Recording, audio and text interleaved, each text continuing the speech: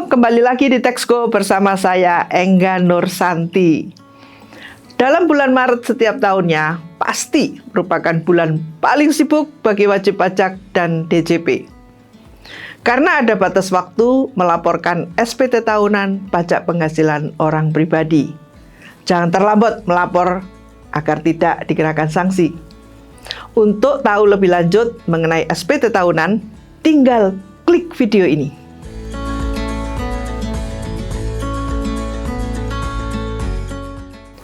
Kewajiban melaporkan SPT tahunan ini banyak mendapatkan kritik dari para wajib pajak di media sosial akhir-akhir ini. Mereka berpendapat justru DJP yang seharusnya memberikan laporan pertanggungjawaban kepada wajib pajak. Karena wajib pajak yang bayar, tetapi juga masih wajib melaporkan SPT setiap tahunnya. Saya paham kenapa ada masyarakat yang tidak setuju dengan adanya self-assessment system ini. Hal ini bisa terjadi mungkin karena kurangnya pemahaman tujuan dari sistem self-assessment itu sendiri. Ayo kita bahas awal mula mengapa ada perubahan pada sistem pelaporan pajak. Pertanyaannya adalah, apakah bisa wajib pajak dibebaskan dari kewajiban melaporkan SPT masa atau SPT tahunannya? Jawabannya tentu saja bisa, bahkan sangat bisa.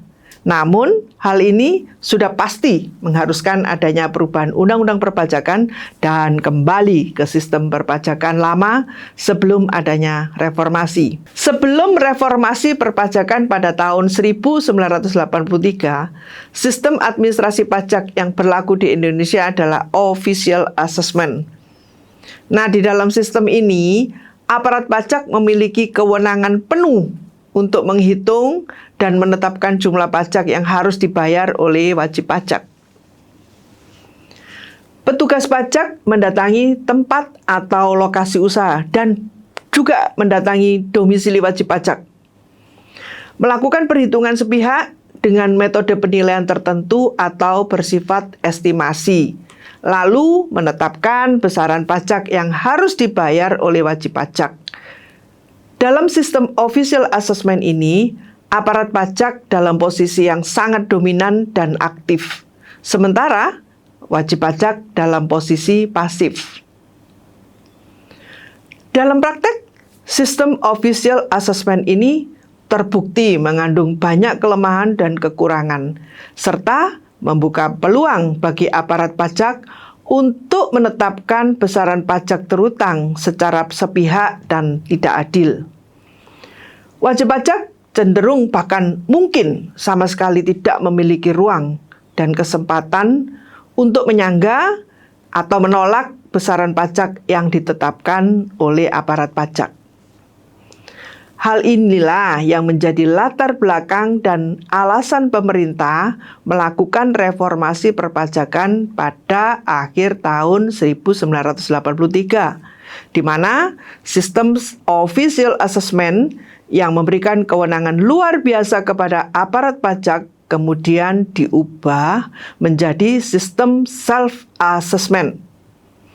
Nah, di dalam sistem self-assessment ini, aparat pajak kemudian berubah menjadi pasif dan sebaliknya, wajib pajak menjadi sangat aktif. Dalam sistem ini, wajib pajak memiliki kewenangan penuh untuk menghitung, memperhitungkan, dan membayar sendiri jumlah pajak yang seharusnya terutang sesuai dengan peraturan. Tidak hanya memberikan jaminan hukum untuk wajib pajak, Undang-Undang Perpajakan Indonesia yang dibuat dengan prinsip self-assessment ini mewajibkan aparat pajak harus percaya sepenuhnya bahwa SPT yang disampaikan oleh wajib pajak adalah benar, jelas, dan lengkap. Untuk menyatakan SPT tidak benar, aparat pajak tidak boleh sembarangan dan harus melalui proses dan tahapan yang sudah ditentukan oleh Undang-Undang Perpajakan. Di sini aparat pajak wajib melakukan klarifikasi kepada wajib pajak dalam bentuk edukasi, pengawasan melalui pengiriman surat permintaan penjelasan dan atau keterangan yang umumnya disebut SP2DK, dan bahkan proses pemeriksaan jika semua upaya edukasi dan pengawasan tidak mendapat tanggapan dari wajib pajak dalam bentuk klarifikasi dengan didukung dokumen dan bukti-bukti yang memadai. Oleh sebab itu, apabila kalian menerima SP2DK atau surat himbauan dari DJP, segera responi. Perlu dipahami bahwa kewajiban aparat pajak melakukan klarifikasi dalam bentuk imbauan, surat, konsultasi, dan bahkan pemeriksaan tersebut merupakan amanat dan perintah dari undang-undang. Sekarang sudah paham kan kenapa kita pakai self-assessment? Bukan merepotkan sebenarnya, tapi tujuannya adalah agar wajib pajak memiliki kewenangan penuh untuk menghitung, memperhitungkan, dan membayar sendiri jumlah pajak yang seharusnya terutang sesuai dengan peraturan perundang-undangan perpajakan. Masih ada pertanyaan terkait self-assessment system ini? Silakan tinggalkan pertanyaan di kolom komentar.